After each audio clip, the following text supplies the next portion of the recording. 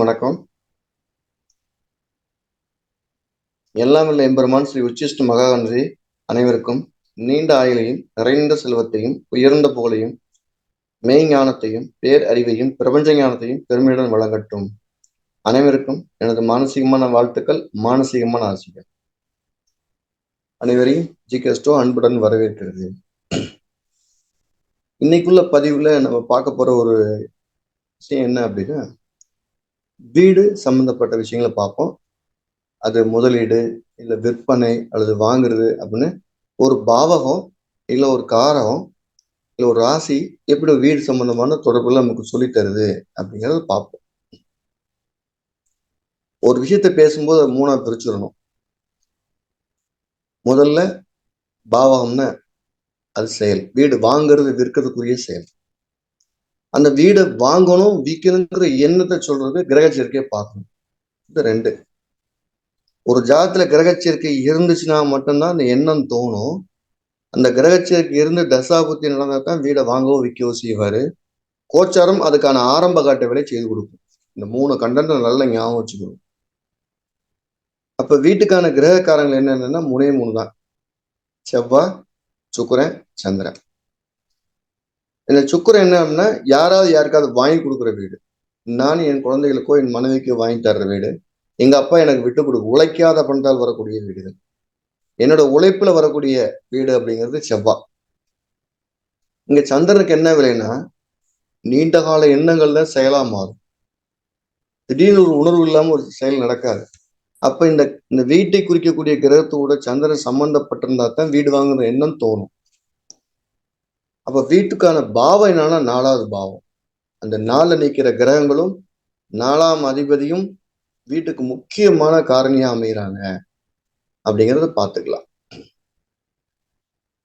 இப்ப வீடு வாங்குறது அப்படிங்கிறதுக்கு சொல்லியாச்சு. சந்திரன் செவ்வாய் சேர்க்கை இருந்தா அவருக்கு வீடு வாங்குற எண்ணம் இருக்கும். செவ்வாய் சுக்கிரன் சேர்க்கை இருந்தா வீடு வாங்குற எண்ணம் இருக்கும். செவ்வாய் சந்திரன் பார்வை இருந்தா வீடு வாங்குற எண்ணம் இருக்கும். சுக்கிரன் சந்திரன் சேர்க்கை பார்வை இருந்தாலும் வாங்கணும். அப்ப செவ்வாய் சுக்கிரன் சந்திரன் சேர்க்கை பார்வை எங்க இருந்தாலும் வீடு வாங்குற எண்ணம் தோணும். அதுல எந்த ஒரு மாற்று கருத்தும் கிடையாது. இப்ப இந்த கிரக சேர்க்கையோட சூரியன் சம்பந்தப்பட்டிருந்தா பிரம்மாண்டமான மாடி வீடா இருக்கும். ராகு சம்பந்தப்பட்டிருந்தால் பிரம்மாண்டமான வீடா இருக்கும். சூரியன் சம்பந்தப்பட்டனா பிரம்மாண்டமான மாடியா இருக்கும். ராகு சம்பந்த கோணமானல இருக்க பிரம்மாண்டமான வீடா இருக்கும். ரெண்டுமே மாடியில பிரம்மாண்டம் அப்படின்னு சொல்லணும். பழைய வீடு அப்படின்னு எடுத்துக்கிட்டோம்னா செவ்வாவோட சனி சம்பந்தப்படும் போது பழைய வீடுன்னு சொல்லலாம். இல்ல செவ்வாவோட 12ஆம் வீடு சம்பந்தப்படும் போது பழைய வீடு அப்படின்னு சொல்லலாம் ஒரு வீடை வாங்குறதுன்னு. அப்ப 12வது வீடுங்கிறது பழைய, சனிங்கிறது பழையத்துக்குன்னு காரகம். இந்த ரெண்டு தான் அவருடைய முக்கியமான கண்டென்ட். அப்ப வீடுல வாங்கணுங்கிற எண்ணம் வந்தாச்சு. எப்ப சார் வாங்குவீங்க? அப்ப பிறந்த கால செவ்வாய் மீதோ அல்லது பிறந்த கால 4ஆம் அதிபதி மீதோ அல்லது பிறந்த காலத்துல 4வது வீட்லயே கோச்சார குரு சனியுடைய கோச்சார காலங்கள்ல தான் வீடு வாங்கணுங்கிற எண்ணம் வரும். அதுக்கான சூழ்நிலையை பத்தி ஏற்படுத்துவோம். அப்ப பிறந்த காலத்துல இருக்கக்கூடிய 4வது வீடு, 4வது வீட்டில் நின்ற கிரகம், 4ஆம் அதிபதி இல்லைன்னா செவ்வாய், இதுல ஏதேனும் 2 காம்பினேஷன் இருந்தா போதும், அவர் வீடு வாங்குற முயற்சியை செய்ய ஆரம்பிச்சிருவார்.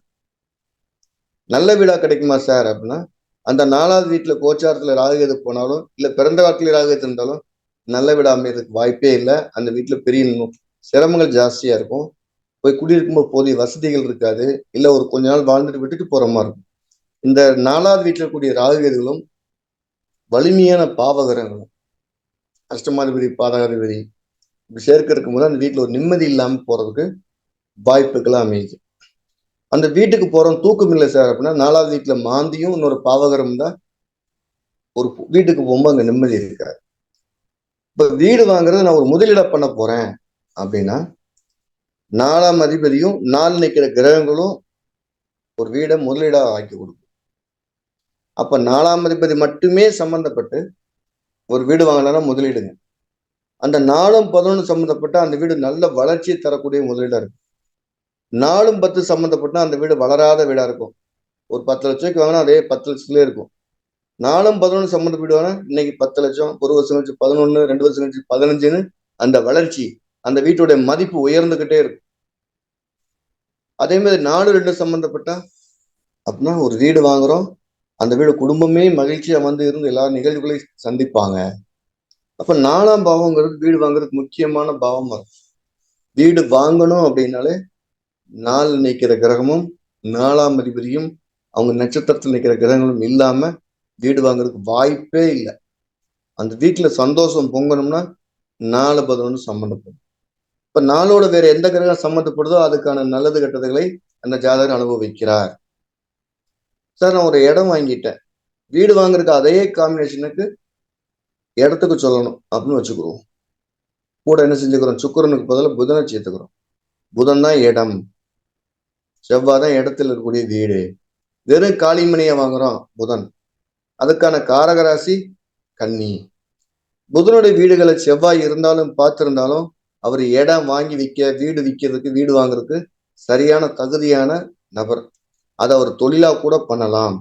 அப்ப கன்னிங்கிற வீட்டுல செவ்வாய் இருந்தாலும் பார்த்தாலும், மிதனத்து செவ்வாய் இருந்தாலும் பார்த்தாலும் பண்ணலாம். ஆனா மிதனத்துல இருந்தாலும் பார்த்தாலும் வரும்போது லாபம் குறைவா இருக்கு. கன்னியை பார்த்தேன்னா கன்னிராசியில செவ்வாய் இருந்தாலும் கன்னிராசியில செவ்வாய் பார்த்தாலும் அது முழு நேர தொழில் அமையலாம், பெரும் பணம் சம்பாதிக்கணும். அப்ப ரியல் எஸ்டேட்னு சொன்னாலே கன்னிங்கிற வீட்டுல கூடிய செவ்வாய் தொடர்பு ரொம்ப ஸ்ட்ராங்கா சொல்லலாம். அதுல எந்த ஒரு மதிப்புகளும் அவர் குறை வச்சுட்டு வராது. சார் நீ இடம் வாங்கிட்டு சார் சண்டை வருமானா, செவ்வாய் புதன் சேர்க்கதான் இடம் வாங்கி சண்டை வர்றதுக்கான முக்கியமான காரணமா இருக்கு. வாய் தகராறு சங்கட்டங்கள்லாம் வர்றதுக்கு நிறைய வாய்ப்புகளை ஏற்படுத்தி கொடுக்கும். ஸோ இது விஷயம்.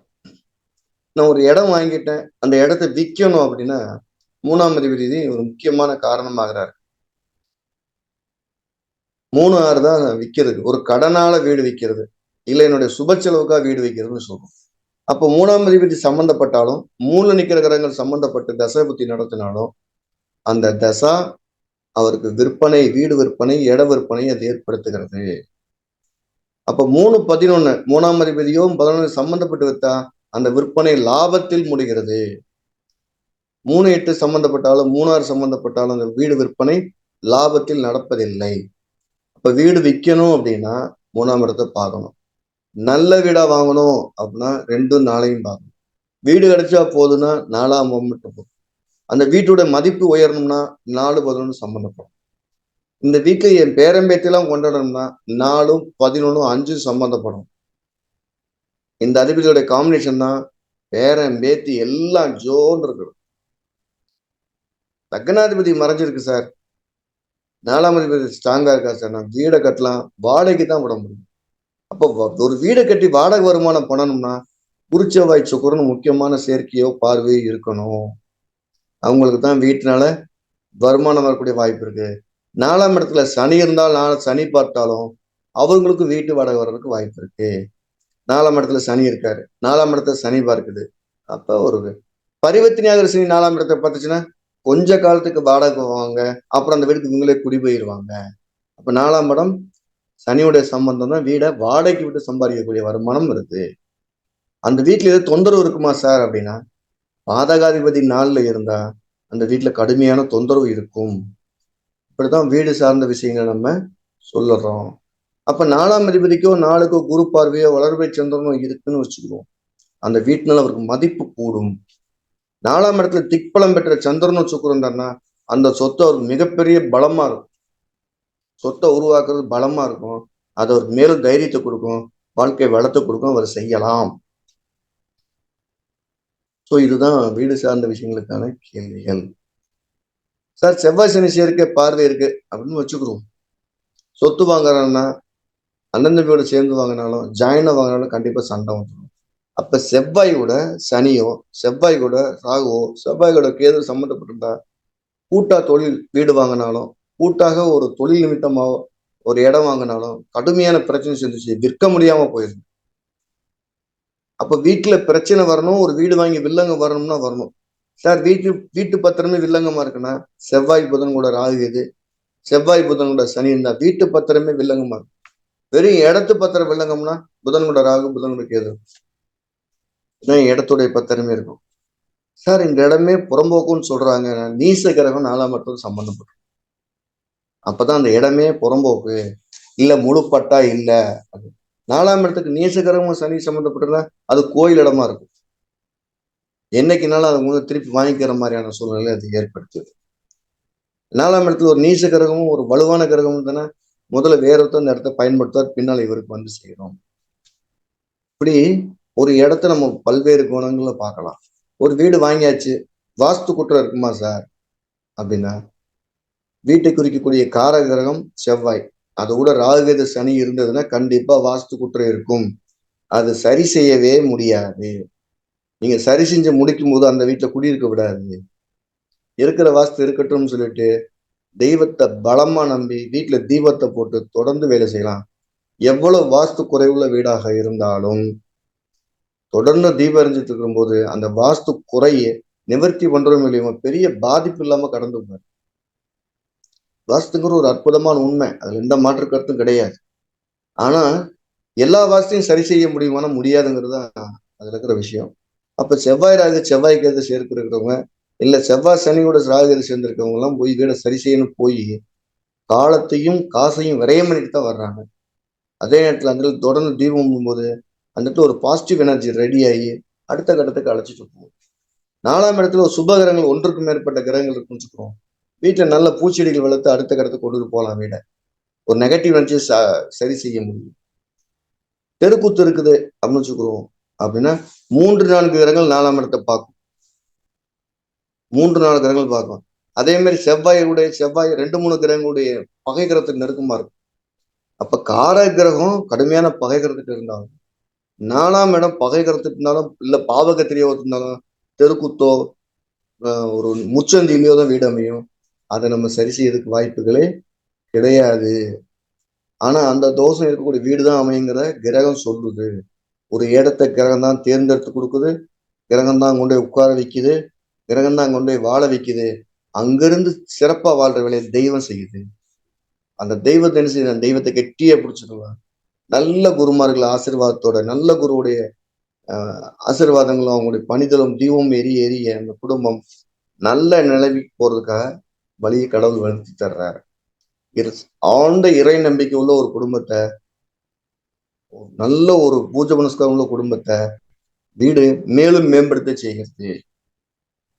ஸோ இதுதான் இடம் சார்ந்த விஷயங்களுக்கான ஒரு சிறு குறிப்பு. இதை நம்ம நிறைய சொல்லிட்டு போகலாம். இருந்து நாங்கள் எங்களுடைய ஆய்வுகளை நாங்கள் இப்படித்தான் சொல்லித்தரோம். இதுதான் ஜிகேஸ்டுடைய எளிமையான ரூல். இவங்க அடிப்படை இதை நாங்கள் எப்படி பண்றோம், ஒரு 3 பிரிவா பண்றோம். அடிப்படை படிக்கணும் அப்படிங்கிற அடிப்படையா சொல்லிக் கொடுக்குறோம். இல்லை ஏதாவது ஸ்பெஷல் கிளாஸ் போகணும் அப்படின்னா சிறப்பு வகுப்பா சொல்லிக் கொடுக்குறோம். இல்லை இதை இன்னும் நாங்கள் டெக்னிக்கலா போனால் அதுக்கு தகுந்த மாதிரி சொல்லிட்டு வரோம். ஸோ அந்த வகுப்பு ஜிகேஸ்டு தொடர்ந்து நடத்திட்டு வருது. திருப்பூர், சென்னை, சங்கரன்கோயில நடத்திக்கிட்டே வருது. இப்போ அடிப்படை வகுப்பு நடத்தின மார்ச் 26ஆம் தேதி ஞாயிற்றுக்கிழமை ஆன்லைன் வகுப்புல அடிப்படை வகுப்பு நடக்க இருக்குது. கீழே நம்பர் பயிற்சி எடுக்கலாம். அதே மாதிரி சந்திரநாடிங்கிற என்னுடைய கண்டுபிடிப்பான ஒரு வகுப்பு, ஒரு மனசுல என்ன இருக்குன்னு கண்டுபிடிச்சு இதுதான் கேட்க வந்திருக்காங்க, இதான் சொல்ல போறோம்னு சொல்லக்கூடிய அந்த ஒரு அற்புதமான முறைய, கணிதம் இல்லாத எளிமையான முறைய, ஜோதிடம் சொல்லலாமா வேணாமான்னு தயங்கிட்டு நம்மளுக்கு ஒரு வரப்பிரசாதமா இருக்கக்கூடிய சந்திரநாடிய வரப்போற மார்ச் 25, 26 இந்த 2 நாளும் திருப்பூரில் நேரடி வகுப்பை நான் நடத்த இருக்கிறேன். கலந்துக்கிறவங்க கலந்துக்கலாம். அதுக்கும் கீழே இருக்கிற நம்பர்லேயே தொடர்பு கொள்ளலாம். இது இல்லாமல் மே 18ஆம் தேதி 4 நாள் வகுப்பாக தொடர் வகுப்பாக சங்கரங்கோயில் வர்க்க சக்கர வகுப்பு நடக்கிறது. இது கடந்த 2 வருஷத்துக்கு பின்னாடி நடந்தது. எல்லா 2 வருஷத்துக்கு ஒரு முறை வர்க்க சக்கரம் நடந்துட்டு இருக்குது.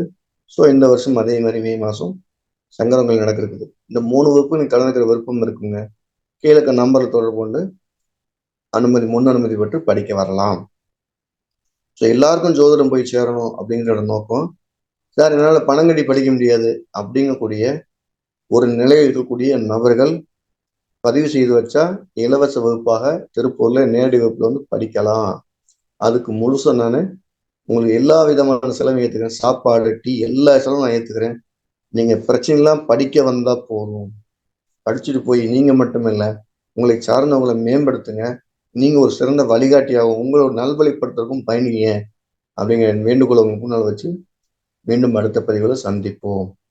எல்லாம் வல்ல எம்பெருமான் ஸ்ரீ உச்சிஷ்ட மகாகணபதி அனைவருக்கும் நீண்ட ஆயுளையும் நிறைந்த செல்வத்தையும் உயர்ந்த புகழையும் மெய்ஞானத்தையும் பேரறிவையும் பிரபஞ்ச ஞானத்தையும் பெருமையுடன் வழங்கட்டும். அனைவருக்கும் எனது மானசீகமான வாழ்த்துக்கள், மானசீகமான ஆசைகள். வணக்கம்.